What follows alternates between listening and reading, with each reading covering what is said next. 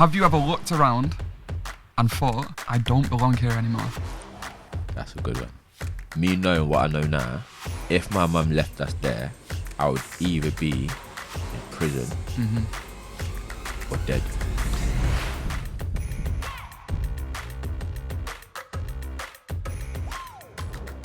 Welcome back to the Real and Raw podcast. Hello. I'm your host, Kyle. This is my co-host, Paul. Today we're going to get straight into it. So we're going to discuss how our surroundings affects our lives. Yes. So, first up, I'm going to ask you, why do you think this is an important topic to discuss? Right, it's an important topic to discuss because oftentimes our surroundings has a major effect on how we think, how we behave, and our decision making. So oftentimes they'll say, you've heard of the term, you're a product of your environment. The reason why that term was coined is because a lot of people that have grew up in certain environments have turned out a certain way. Yeah. So it is very, very important to talk about how that environment shapes us in general. Because I think a lot of people don't notice. Like you said, the environments that people around us can shape people's lives and affect people. I think people's surroundings do always shape a person. Yeah. I think you can almost, if you put people in certain areas, you can almost guarantee how they're going to come out with the lifestyle that they've had or the culture they're born into and stuff like that. But do you think almost guarantee? Almost guarantee, unless people work on, do a bit of internal work and work on not being a product of their environment.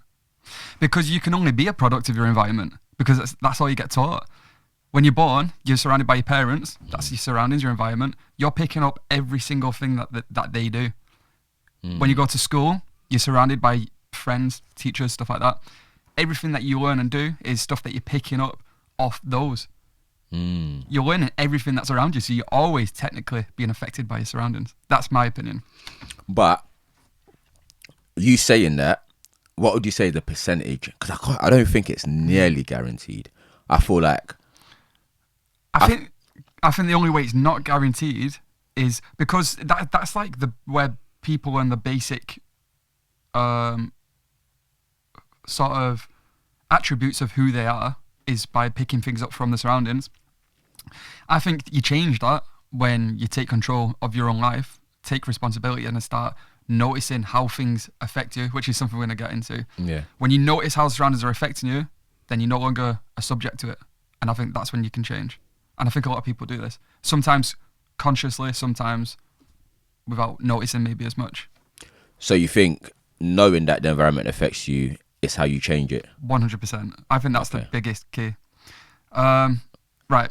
I've got to agree with that. First, I want to start with asking you a question as well. Yeah. Again, we've kind of stuck to this for the last few podcasts, so we'll stick to it for this one as well. Yeah. You can answer it later on in the podcast towards the end. Okay. Have you ever looked around and thought, I don't belong here anymore? That's a good one. Answer at the end. I was like sat here like, go on, answer it. I just got carried away with my own question. Okay, that one's going to be a nice little juicy one for the end. So you're going to want to stick around for that. Okay, let's get into it. So I guess another question I've got is, do you think your environment has held you back at any point in your life? We'll start there. Right, so just to give you a bit of a background, I grew up in Hackney, in a council estate, and I saw a lot of crime, a lot of violence. I wouldn't really say drugs, but I definitely saw a lot of crime and a lot of violence, and I was exposed to it. Yeah. So in that environment, I definitely say it had an effect on how I see things and how I see violence and just my whole mentality around violence, fights. As in normalising it? Normalising it. Yeah. Gang culture. It was something I used to see all the time. Yeah. So it wasn't something that I thought was normal. Got into lots of fights in school, got to lots of fights at primary school, secondary school, Mm-hmm. stopped getting into fights from college. Mm-hmm. But that was all down to where I grew up. Yeah. So just talking off personal experience, I'd definitely say my environment had an impact on that. How about you? I would say it's like a similar sort of scenario for me. So I grew up on like a sort of council estate. Don't like how. No, Joking, I grew up like a joking. council estate. So my parents' house was bought. So my dad took over like a barbering business. So Yeah. which kind of added a different dynamic to it as well, because this is interesting, right? So I'm on this. I technically live in this council estate. So all my friends growing up were all people from a council estate, right? But Carl's a posh boy. But I live in a house that's bought, right? Which is, this ain't no mansion. This is a house in a council estate still, right? Yeah. So it's basically a house that matches the same houses on the estate, except it's just been, my parents have invested money into doing it up over time and making it look nice and stuff like that. But you're still around that On environment. the same estate. Okay. And they used to refer to me as the posh street at the top and stuff like that, even though it was still the exact same place, which is crazy. Yeah. But there was definitely a difference between my life and theirs, so it was probably a fair statement to an extent. But so yeah, like you, I grew up around similar sort of stuff. So for example, when I was all my friends smoked weed, right, when I was younger. So when I was 12 years old, the people that I was hanging around with my estate, because again, that's all my friends on the estate. Yeah. When you're like a little kid, you don't really go much further than the estate that you live on, do you? Yeah. And they were all smoking weed. And they introduced me to it when I was 12 for the first time. So I was on this like country park near me and I smoked it. And so that was my experience. And then as I grew up, I kind of started seeing more of this stuff. So you almost kind of become a product to your environment, don't you? Yeah. So, and we'll talk about this later, but it took till about 25 till I finally had this like epiphany, this realization like, whoa, this isn't actually normal life. There's a whole fucking other world separate to this. Yeah. And that's when I broke free from all of that stuff. Right. So it's interesting you said that's when you broke free, as if it was just like a sudden shift. I'm sure there was a process to that. There was multiple processes, but there was a certain point that opened my eyes to a new world. And that's when I started to think like, wow, I've kind of been like living a lie to an extent. You know what it is, don't you? Yes. Right, so so when I was about 25, I read my first book, Okay. and it was 5 a.m. Club. Oh, that's the name of the book. So first time I ever read a book, right? And it was a 5 a.m. Club. Wait, the book is called 5 a.m. Club? The 5 a.m. Club. The 5 a.m. Club, Yeah. okay. So it's a really good book. It's basically talks about like how it's effective, like the elites get up at 5 a.m. and it's primarily about building good habits and being ahead of your day and stuff like that. Yeah. And I read that and I was like, this is interesting. And then off the bat of that, I read another book, The Richest Man in Babylon. I love that book. I read that book and I was working at my dad's barber's at the time, right? And I was everyone was cutting hair. It was so obscene for me to be sat there reading a book. People looked at me like, this is strange. That's just a strange guy in the corner reading a book. Do you get what I mean? Yeah. That was and I read these books and then I just thought, whoa, this is so interesting. And then, funny enough, you read these things, you start searching these things. And then the more you search these things, we spoke about this before, on the internet or whatever, the more it starts showing you more of this stuff. And before I know it, like maybe 6 months later, my life is just flooded with self-development, all this stuff basically telling me about how I can achieve all these things and I'm not just stuck in this really basic life that we've all been lied to that we have to stay in. So that's when I really, really had that light bulb moment. So do you think the book was what opened you up to... Catalyst, yeah. Okay.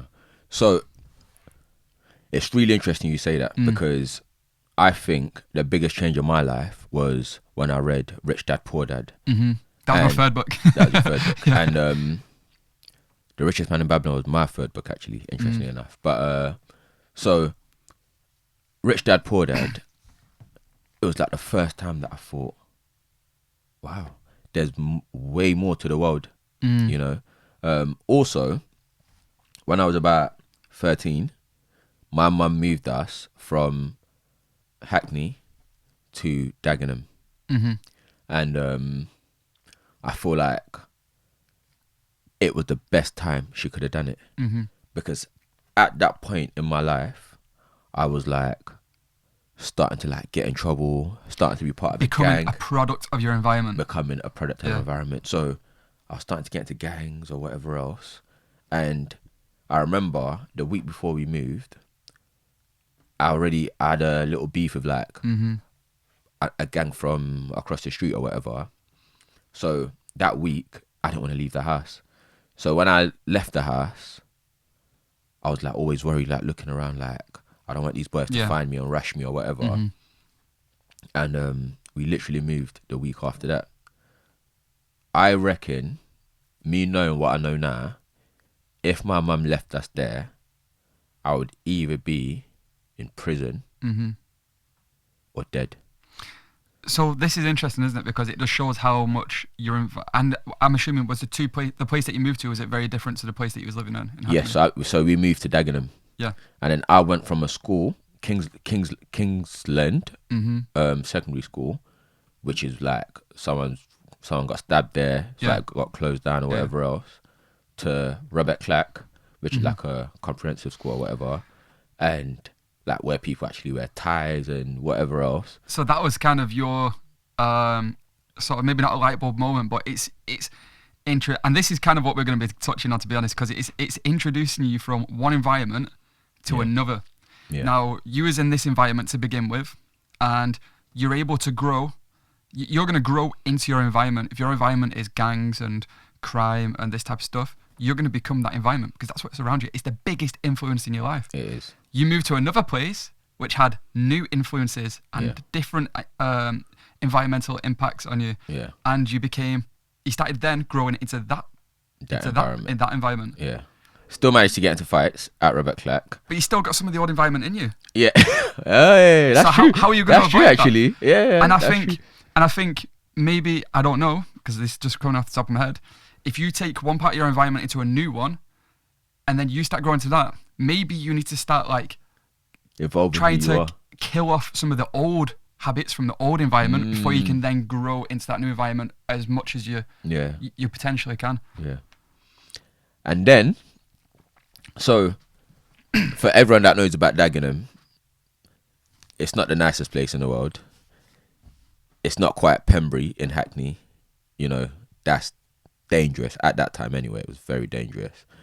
But Dagenham is middle class dangerous. Let's say that. Like, it's a different kind of danger. It's more like fights. It's more like mini fights, little fights. Not no knives, no guns, nothing like that. It's more like fist and like just guys that think they hard trying to get up on each other. And here's Guys me that think- think they hard. here's me Where in thinking Hackney, London's guys are actually hard. Here's me just thinking London's full of machetes. So yeah, so then you get to this new environment and then you see new things.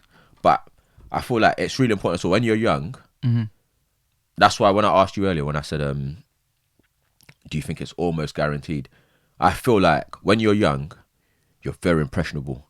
So your environment is everything. You know, when you're young, you're not able to like reprogram your mind or switch like your thinking. Your mind is being programmed at that point, isn't Your it? mind is purely being programmed. So in that sense, I think when you say it's almost guaranteed, at a young age, it's almost guaranteed.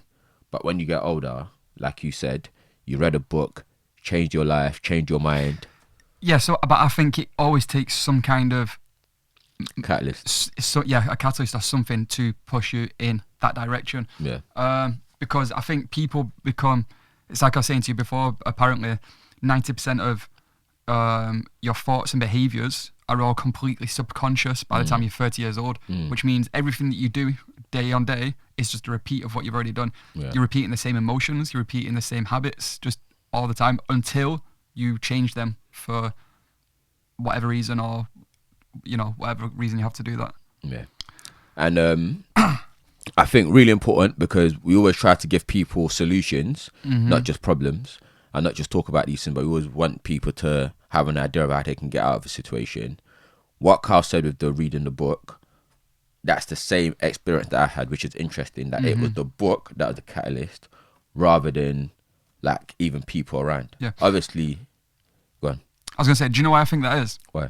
Because I think a book, it's not just an educational piece of content that you're learning, like when you're learning through a textbook in school.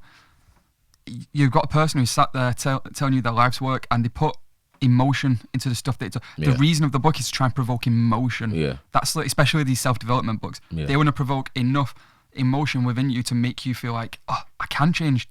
I want to change. And I think that motivation with the methods that they explain in the books to actually help you make a change is what really helps build that catalyst to make a change. Yeah, for sure. So, I always use personal experience for stuff because I just feel like it's more relatable and it's more authentic because I'm speaking from experience. So then, moved to Dagenham. Then I went to, at like 15, after secondary school, I got a scholarship at Letchworth Tennis Club. And now, like, literally no more fights. Like, some of the poshest people you'll ever meet, you know. And imagine me with all my experiences growing up. Now I'm in this new place where it's like all these people are rich, all these people drive nice cars, like these people don't deal with things in a violent way. They talk things through and all of that. And it was just alien to me. I think that was part of the reason why I didn't. So I'd done a year of the scholarship. Yeah. And in the second year, they had to cancel the scholarship because I wasn't doing well at the school part of it. But that's because I kept on missing class. I was pretty much only interested in the tennis part of it. Yeah. But that was before I read Rich Dad Poor Dad, by the way. So that, again, completely changed my whole thinking. And even my look was different. Like, I started to wear sweaters. I started to like... You'll pick up, again, your I basically environment. I basically looked like a posh black boy. I'm telling you, like, wearing sweaters, like, had my, like, hair done. Like, I was basically well groomed. But that's because everyone I was around, that's what they were doing. Like, I was just around well groomed people. So that kind of leads on to something I wanted to ask you, actually. So I was thinking about this before. And I personally reckon that you can split environmental impacts on a person into 3 categories. Okay? So you tell me if you think this is something that you reckon is the case as well. So I reckon one is physical environment, another one is social circle, and another one is online surroundings. Ooh. Now, I reckon these are all 3 completely separate influences. Yeah. And I think that they can all... Yeah, I think they can influence you separately and have different impacts in different ways. So, for example, social circles would be like, you know, when I was hanging around with all these people when I was younger and wearing tracksuits and stuff like this, I did that because of people around me was doing that. Yeah. Do you know, if you're hanging around with 10, 20 people and they're all wearing tracksuits, you're going to look a bit strange if you start wearing, like, you know, baggy jeans. Yeah. So you wear tracksuits. So that would be like a social circle. But then the physical environment is more like, you know, living environments, is the, you know, access to parks around you so you can, you know, I used to nature and stuff like that. Because you take a country boy and you take a city boy, they're going to have different Like mental framework in it. Yeah, because one's been living in a quiet, secluded area, one's been living in a really busy area with not much access to like nature and stuff like that. They're going to think differently. Yeah. And then, but then again, even in these environments, sometimes these guys could still end up in the same places with social circles influencing that. Yeah. And then obviously online surroundings, I think that needed a category separate as well, because I think it's like I said before, when I was reading those books and I started searching self-development stuff, all that kept getting thrown at me. Self-development. which means that's having an impact on me. Yeah. Some people can be impacted more off the online now these Yeah. days, I think, than the whole surroundings altogether, Yeah. which is crazy. For sure. Obviously, I know your story as well. Mm. Just before I touch on the stuff you just mentioned, I know your story as well, and I find your story fascinating. Mm-hmm. You know, so if you wouldn't mind just sharing parts of it, just so people could understand your journey as well, because I feel like it's a journey worth Okay, I'll try. speaking about. I'll try and keep it somewhat brief then. So- We'll miss out the illegal activity. That's probably the part that you wanted me to talk about. So through school, I became a part of many different groups. I was influenced by quite a few different social circles, but within the same sort of physical environment. And then once I left school, I went through a time hanging. How do I do this as like a general sort of? So I would say that I was hanging around with the wrong people in a place that was a lot of alcohol abuse, drug abuse, living for the weekend, all that type of stuff. In fact, no, actually, so before that, hang on, let me backtrack. As soon as I left school, up to the age of about 20 years old, I hung around with all these people that I used to hang around with on the estate that I lived on. So my life was just on this estate, right? It never grew any further than that. So that was my world. And then when I got to 19, 20 years old, I met a couple of people by chance, and then they introduced me to a whole another world, which is now a couple of towns out. So then my life got spread further out, but same type of thing. It was still drinking, drug abuse, all that type of stuff. And then once I got to I think it was when I was about 24, I'd had a couple of mishaps with the wrong people, let's say, where I've been kind of assaulted and stuff like that. I've had Assaulted physically. Physically, yeah. Okay. I've had my fair share of fights and stuff like that, but then I think there's fights and then there's being assaulted. Yeah. And these are people that I didn't really have much. It would have been kind of stupid for me to try and retaliate because it would have ended up in severe consequences for me. These are dangerous, dangerous people. Yeah, genuinely dangerous people. Yeah. So it took a couple of those, and then I remember I got to 24 years old, right? And on New Year's Eve, the day before New Year's Eve, something happened. I won't go to specifics, but it's a similar scenario. I got assaulted at this person's house. I was in the wrong place with the wrong people, and I left. And I remember being so angry, and I was thinking why am I so mad though? Yeah. And then I realised it's because I'm not. Why am I hanging around with these people and I don't need to? Yeah. I'm in this environment and I'm choosing to be here. Yeah. And then I'm getting assaulted. So I decided that after this New Year's Day, for a couple of days from the end of that year, I would get off drugs, alcohol, and I would start trying to make a change to my life. And that's exactly what I did. A couple of days later, I just left it all. So I think it's really important to note as well, you're not from a poor family. No, I'd say Middle class. middle class. Yeah. Yeah. Also, your parents bought their house, which is quite impressive at that time, I'd say anyway. Yeah. And you had both parents also, which is really important. So what made you, because I'm assuming your parents didn't force you into that environment. No.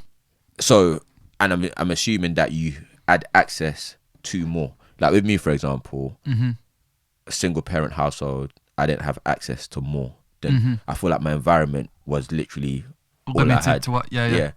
So it felt like with you, it was more of a choice for you to. I had so many opportunities, Paul. That, do you know, I went to college and got all my equipment. I was studying hairdressing or barbering. I got all my equipment, and then I sold it. I sold it all for drugs and alcohol. I was 17. I don't laugh because it's funny. I just laugh because it's crazy to think about. You chose to do that instead. But what took in that direction? Like, can you think of something? I think it was a mixture of things. I think one of them was always this tendency to try and belong somewhere or impress people. So whenever I was in a group, I really wanted them to touch on that. So whenever I was in a group, I was always without even intending to, I was always just doing stuff to try and fit in. If all these are smoking weed and they've got weed, but it's just, they're around drug dealers and it provides them, I need to get some money to get weed. I have to, because I have to fit in. So then I'd steal or do whatever I need to do to get that. And that was kind of a thing that just continued, and then yeah. So do you think that us trying to sort of fit in is a large part of why we let our environment sort of take control of us? Yeah, 100%. I would say so. It's definitely an element of it, isn't it? Because I think we're tribal people, aren't we? Yeah. So we're always going to have groups that we're naturally, going to be supposed to be a part of.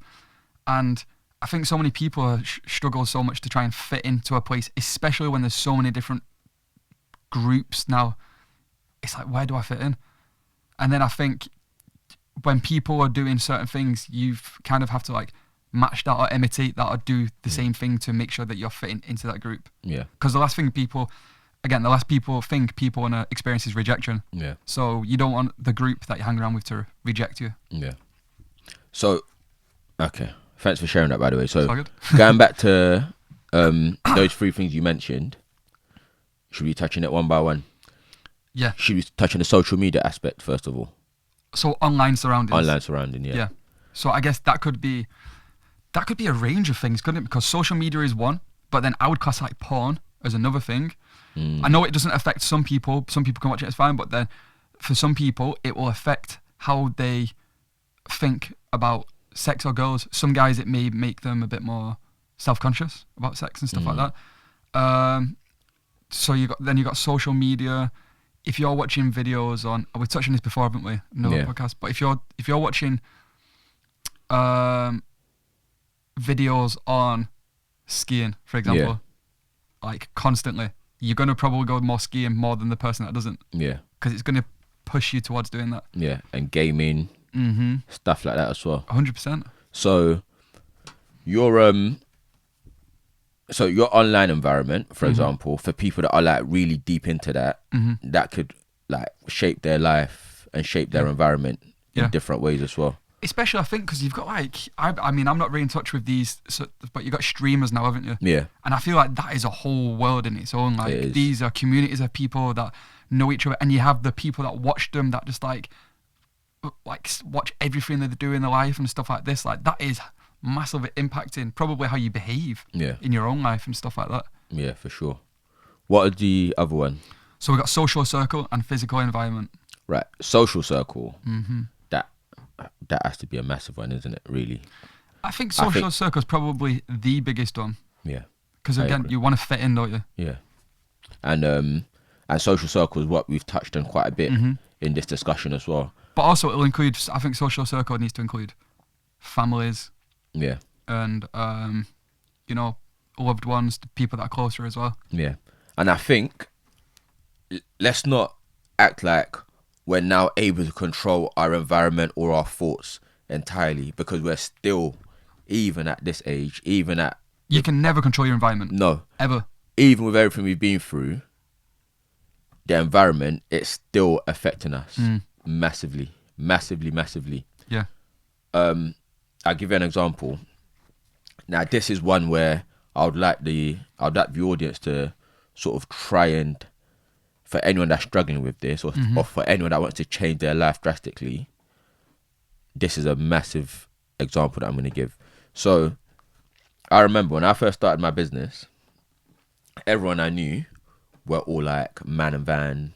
You know, you got your one van, you're the driver and the porter. You just go to like different people's houses and, move boxes, like small stuff. I remember the biggest change in my business was when I ran into a guy that said, I remember he said to me, at this time I was charging like £30 an hour, £40 an hour, which was for me really good money at the time. I'd do like 4 jobs in a day, so that's like £200. And then I remember I ran into this guy. He goes, "Oh mate, I need you to come do a job for me." And I go, "Okay, no worries. Are you moving from and to?" He goes, "I'm moving from here to here, but it's not me moving, it's my customer moving." And I was like, "Huh?" I didn't get it. He was like, oh, no. So I've got the job, and then I'm giving it to you because I'm too busy. Mm-hmm. I said, okay, no worries. So he was like, how much do you charge? I was like, oh, just give me £45 an hour. I thought I was overpricing myself. I was like, just give me £45 an hour. He was like, oh, okay, no worries, I'll do that. And then I went to the customer's house, done their job. He had me and another driver there, and then the other driver had a porter. Mm-hmm. So it was 2 vans, 3 people. And then so me and the guy had done the job, whatever else. It took us probably about 6 hours in total. And then he goes, oh, just send me your bank account. I'll send you the money. And then after I finished speaking to him, the customer goes, oh, who do I pay? And I said, oh, just pay my boss, the one you spoke to, or whatever. And he goes, okay. So let me just clarify the balance is. And he was like, oh, let me just clarify the balance is 1,750. And in my head, I was like, wait, say that again? I was like, wait, sorry, did you say that wrong? Like, did you add an extra digit to that? I was like, wait, the balance is 1,750. And he's like, oh, I've already paid a 40% deposit. So that job was like 2,400 or whatever. And you was going to charge him a couple of hundred. And he's paid me probably like 200 and something. And the other guy more, because obviously he's got a porter. So probably like 300 and something. So he's paid for that job probably about £600-700 most. And he's charged the customer like 2,400 and something.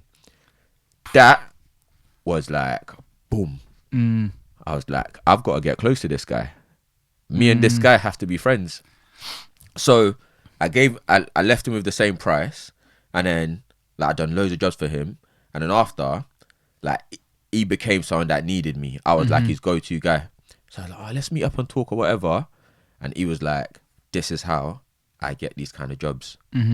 Nah, when I met him, I now understood how these different companies do it, and now I start to hang around with these different companies because I set myself up in a way to do that. And so from my circle being all like man and van people, it now became actual removal companies. Yeah. So that was a change of environment, a complete change of mindset, a complete change of the way of doing things. So when we say social circle, this is what we mean. If you Can I just touch real quick as well on the fact that how consciously you made that choice to influence your circle for the better. Yes. So rather than just like, which we all do, even like, in fact, I've kind of got control of it now, but a lot of people, like I did when I was younger, would just go day by day, letting the social circles have dictation over the level of influence it has on them. It leads you into whatever social circle you're going to be in. What you did was you set an opportunity, and then you said, I'm going to specifically position myself closer to this guy, bring him into my social circle, because I know it's going to have a good influence on my life. I'm going to join his social circle. Yeah, I'm going to join his social circle. Yeah, that's true, actually, because you can never bring people. You've got to join into social circles. Yeah. And he was like, and it's so important that what you've just said, you can control this, guys. You can control you can control your environment, especially when you're older. You know, you've got more money, you've got more access to stuff, you can do more. There's nothing you're restricted from doing. You're not restricted from sort of getting in a bus. You're not restricted from, you know, the whole world is your oyster. You've not got the same restrictions you've got when you're growing up. No. Like I grew up into a product of the estate that I lived on because I couldn't go any further than my estate because I was a young kid. Exactly. Which is how I ended up like smoking weed and stuff like that. Yeah. But as an adult, the world is open. Yes. You could get on a plane to Indonesia or wherever anytime you want, and then, you know, join some social circles over there or change your environment. Yeah. And physical environment. And like Carl said, it's within your control. When you're older, it's within your control. When you're young, you can't control it. But when you're older, no one's gonna take, oh, I'm a product of my environment as an excuse, because they know you can change it. Also, if you can just tell us, because I know you had a point where you was sort of in a certain environment, and then also when you started traveling and when you started seeing different things and all of that, how did that sort of change? How did changing that your environment with that sort of change your outlook? It's so that would be a physical. That, I guess that touches on the next category, doesn't it? The physical environment. Yeah. Because the social circle didn't really change, but the physical environment did, and that has a huge impact. You start to see the world differently. You was gone for over a year and a half, wasn't you? A year and a half, yeah. You was gone for a year and a half. Southeast. So definitely your circle must have changed. You must have met so many different people at that point. Well, and actually, that's very true. So it changed in the sense that. So we always think of usually social circles as being like one close group of friends in an area that you grew up in. Yeah. But it can be so much more than that. When I was traveling, I met like 4 or 5 people that I still speak to, like from Australia, America, stuff like that. And that's when you can really have, if you can build your social circles in places further afield, then you've now got connections. You've got, octopus tentacles in different places. Yeah. Which is a beautiful thing. Yeah. In terms of physical environment, so I'll give you one example. I always used to call it, this is a northern thing as well. I always used to call it breakfast, dinner, and tea, right? Breakfast, dinner, and tea, okay. Yes. So when and then I started traveling, and then you try and use that with people. It's like, oh yeah, where can you go to get some tea or whatever? And people are like, huh? People just don't understand it. So then it wasn't long before my vocabulary changed from breakfast, dinner, and tea to breakfast, lunch, and dinner. Because it had to. Because that terminology doesn't work anywhere else other than northern UK. When you just said it, I was thinking, what? Exactly. I didn't get it. I thought you was going to say something else. In the north of UK, everyone says breakfast, dinner, and tea. Really? Yeah, instead of breakfast. This is what I mean. They miss lunch completely? No, they eat it, but... They don't say it. Breakfast is breakfast, lunch is dinner, and dinner is tea. Oh. It's a crazy thing. This is what I mean. This is how the environment, the physical environment, can impact the things that you do and say. Which one do you think you got the most control over? Online, for sure, because you can put your phone down anytime and escape that. Right. So you would advise people, I'm assuming, that have like an addiction to porn, or that have an addiction to gaming or streaming or just being online the whole day. You think you think they can change that easiest? Yeah, because I think you can stop it any time. I think you've got so I think the best thing to do to change, I think if you're in a place where you think you can improve your life, I think it's going to be easier if you look at all 3 categories rather than as like, how do I change my surroundings? Think, no, hang on, let me look into the different categories of my surroundings and see which ones need changing and addressing first, and then change them individually. So if you're an online gamer, for example, and you're playing Call of Duty, just as an example, and you're on a streak where you keep losing, and then now you're going downstairs and you're just giving your parents loads of shit, and you're just angry at everyone because this game's changing your mental state, mental state and your emotions. Well, then you should probably change your online surroundings. You should probably change what you're doing online, because it's having an impact on your life. But you said earlier as well that you got to notice it. You have to notice them. So some people are just angry all the time, and they don't even know why they're angry all the time. If you don't notice it, it's subconscious. And how can you change something that's subconscious? It's just hardwired into your body. You don't even know you're doing it. If you're playing Call of Duty and then or whatever, just an example, and then you're going on, you're being angry at everyone, you're not going to link the anger with playing that game. You're just going to think that I'm just an angry person or whatever. It's hard to associate these things. But when you start thinking like, why am I angry specifically at this time? Why am I feeling this emotion now? And then the more you start getting aware of when you're feeling emotions and the thoughts that you're having, then you're going to start having more power to control them and change them. What do you think is the hardest one to change? Social circle. Because that is so true. Because the physical environment, you can change the physical environment anytime. You can get a bus and go somewhere else. You can move or whatever, right? Yeah. The only thing that's stopping you from doing that is the social circle, because you've got connections where you live. You don't want to lose those connections. Exactly. And also, you feel like you owe people something when you're in a social circle. You feel like And also, it's a scary thing to leave one social circle and try and pick up new friends, because then you might think, well, I've got no friends. What do I do now? How do I make new friends? Yeah. It's a scary word to just go up to people and start trying to make new friends. Yeah. Especially at an old age. So that's an interest. So how would you advise them to change that? Which one? Social? Let's say your social circle is not good, and you know it's not good. What would you say is the best way for them to go about changing it? I think there's different ways. So I think, right, for me, for example, I distanced myself from everyone that I was hanging around with. I just cut them off because I didn't want to hang around with drugs, didn't want to be around alcohol anymore. And I knew that just distancing myself a little bit, it's still going to be, I'm still going to go back in and hang around. It wouldn't work for what I was doing. I kind of tried that before. So I just cut them off and then just went on my own new path for a while. And then it took about a year, maybe longer. And then had time to rewire new habits, form new ideas. So then I could still touch base with them a little bit, stuff like that. And I found then that when they were trying to maybe take drugs, do whatever, it no longer had an effect over me because I'd already built up the new habits with the separation time.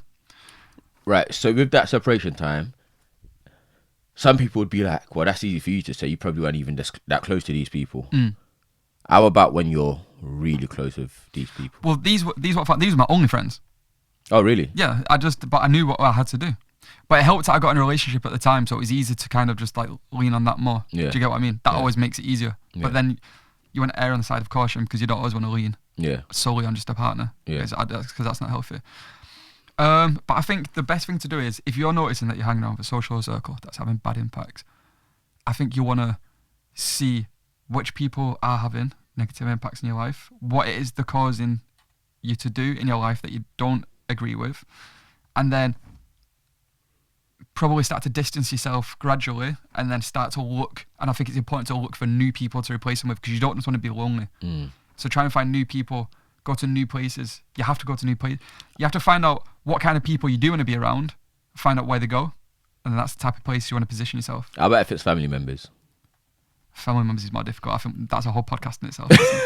Family members is more difficult. It's hard. You can't really just like cut off from them. In fact, you can. Yeah. And I think there's times when you should. Yeah.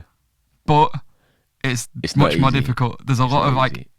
stuff that you got to go in internally to do that stuff. Right, I'm gonna ask you that question now. Yeah. So I said I'd leave it till the end. So here it comes. I hope you've got something nice and juicy for us. I do. Okay. Have you ever looked around and thought, I don't belong here anymore? You know what? I'm about to share something that not many people know. I'm looking at England at the moment, and I'm feeling like I don't belong here anymore. Oh, we're like, it's going to be some kind of past thing, whatever. He's like, nah. I'm literally, this is something that I'm like still trying to process. I love England. One of the best countries in the world. You know, from all the ones I've been to, it is still one of the best countries in the world. We take a lot of stuff for granted that we shouldn't. You know, England is a fantastic country. However, business-wise, I feel like it's very restrictive. And expensive. Not necessarily expensive, but it's just restrictive. Very, very, very, very. I'm trying to think of the word to best describe it, but it's very regulated. Regulation is good, but I feel like we're getting to a point where it's over-regulated. And I feel like when you want to expand, you've got to jump through so many loopholes. Yeah. You've got to get so many certifications. You've got to join so many different networks and whatever else. And I've spoken to a lot of people, and I've seen a lot of people do business elsewhere, and it's just so much easier. Yeah. Also, quality of life to expenses. I feel like with the amount of money that you get in the UK, you can live somewhere else, live a much better quality of life elsewhere. Much better. Much better quality of life. You lived in Malaysia for a little bit. you know how much £1,000, you know how much you can do with £1,000. Yeah. I've stayed in Malaysia for a little bit. I've stayed in Thailand. I've stayed in, I'll say Anywhere in Southeast Asia, to be quite honest, is you're gonna mate, anywhere get so outside much of more. Europe, anywhere outside of Western Europe, Mm-hmm. your pounds are gonna stretch. Mm-hmm. You know, so I'm looking at it. You know, all of this knife crime, all of that as well, Mm-hmm. and I'm thinking to myself, do I still belong here? Obviously, got family here. There's a lot of factors to take into There is play a lot of factors. especially in moving country. Yeah. But I think I agree with you on that one. But for me, I've always had a longing. I've said this to you before. I don't know what it is, but like, there's a part of me that's always just seen USA and has thought at some point in my life. I just come back from Miami, Mm. and that gave me so much clarity. But that was also very expensive. Extremely more expensive than London even. But mate, it's so easy to meet people. Mm. Like people, I don't think I had a negative interaction Yeah. the whole holiday, and people are just open to ideas. They're just open to new things. I feel like if the UK can get back to that, Mm. I think then I'd be alright to sort of, I think that's why they call America the land of opportunity, isn't it? yeah. When they used to say that, I used to think, what are they on about? Mm. But I'm starting to see that it's their mindset. The mindset. Their mindset Yeah. is why they say it's a land of opportunity. Yeah. Same question to you. Yeah, for sure. So have you ever thought, what was the question? Have you ever looked around and thought, I don't belong here anymore? Yeah, when I was younger and hanging around with multiple times. It's happened a few times. When I was hanging around on my estate, I was looking at these people I was hanging around with, and I was thinking like, there's always been a part of me that's longed to get to the position that I'm at now. And that sounds a bit crazy because like I'm not like a wealthy guy and all this, but where I am right now, there's always been a part of me that's longed to get to this position. And it's just having the right moral compass and the right moral codes that I was never able to have in the positions that I was in. So now I live a life where I'm just a lot more in tune with who I am as a person. But previously, I was always just, maybe that's why I was going from group to group, because I was always just trying to fit in. chase a version of me that hopefully ends up being the right one, and it never was. It took me going within myself and basically building myself from inside out to try and to get to that place. Right. Just in addition to that, I know we're running out of time, but just in addition to that, are you completely happy with the environment you're in now? No. There's things that would change. I'm happy with my progression and the route that I'm on. I'm very happy with the route I'm on because I'm a very patient person as well. But there's a lot of things that would change, and there might always be things that would change. But yeah, there's definitely things that I'm working towards. Yep. And I think on that note, thank you for joining us for another wonderful podcast. We've enjoyed sort of speaking to you guys today. Please share, like, subscribe, and leave a few comments as well. Let us know. You could answer the same question. Have you ever looked around and thought, I don't belong here anymore? Don't be shy. Leave it in the comments. Be honest with yourself. Yeah. And we always reply to comments. So if you do leave any comments, we will reply to it. And yeah, we look forward to it's a discussion. So we want to discuss with all of you. We want all of you we want it to be interactive. Open and honest. Open and honest. That's all it is. Perfect. Cheers, guys. See you in the next one.